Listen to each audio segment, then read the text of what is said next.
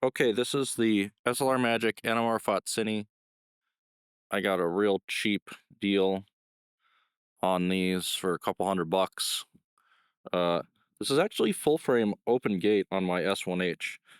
So you can see it's pretty funky out towards the edges, but it's not meant to cover this sensor. It's meant to cover Super 35. And I've got something interesting going on here, which we'll see if maybe I can fix. Um, this is minimum focus. If we come in, we can see it's actually seems to be behaving fairly sharp in the centers. If we come out to the edges, there's a lot of barrel distortion and over compression going on. But here's the issue I'm running into. If I pull focus out to infinity, we are not reaching infinity. So something's going on with this one. Unfortunately, it was. There was some indication that maybe it had been opened up.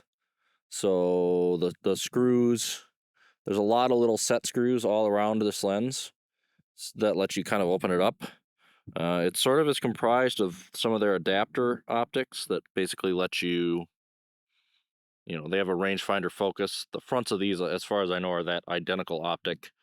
And then there's an anamorphic block. The bokeh is interesting because they have an oval insert in them. Actually, it looks like an oval insert in a couple different places, right by the aperture and also at sort of the back of the lens. It's interesting to me that I can get this minimum focus working, it seems like fairly well.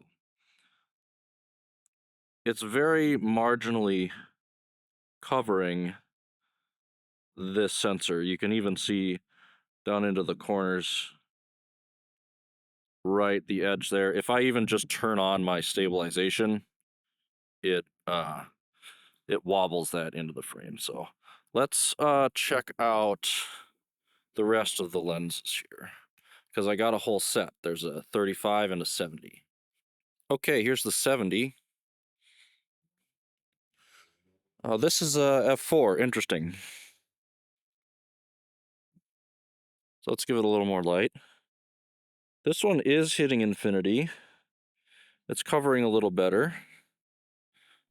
And we will see if this one covers better. Yes, it does.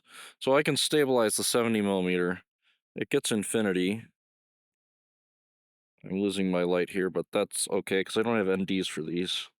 It's interesting at a f4, it uses variable diopter focusing, so they all have the same minimum focus. This one has far less distortion, but the bokeh really also kind of does less as well. It's almost a dead ringer, honestly, for the 50, because it is that slower aperture. But it's nice and zoomed in.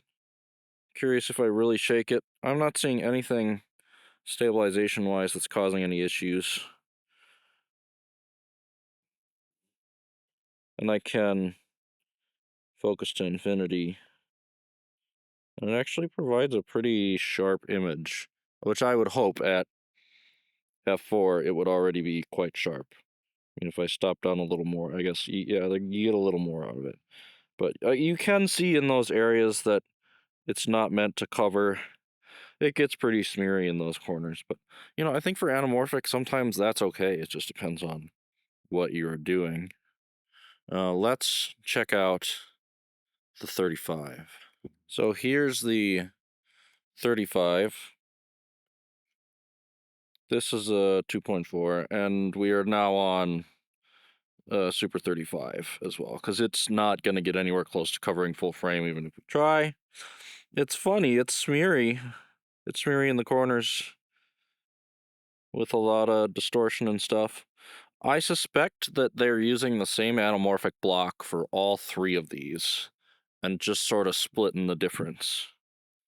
So they're putting different focal length spherical glass behind it, and maybe something with the 70.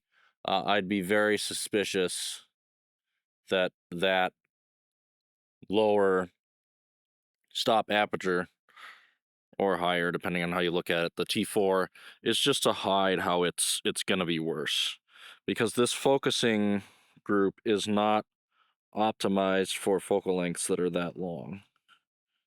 But here's minimum. I think it looks pretty good. Gets a little warpy into corners, but it's okay. It's got a subtler sort of background bokeh, but it does give a nice 2x looking bokeh. Oh, there's some sort of rainbowy flares coming in there. That's interesting. These are okay. It's not half bad, really. I'm interested to get these on my computer and take a look. I also need to figure out if it's possible to fix or repair that 50. Somebody had it open and was unsuccessful in doing so, but I have a fairly good understanding of how these systems work. So if I'm careful in disassembling, I think I may be able to get it back to a state of usability. Worst case, it's kind of set as like a macro lens, it seems like. I'll have to look on the computer and see.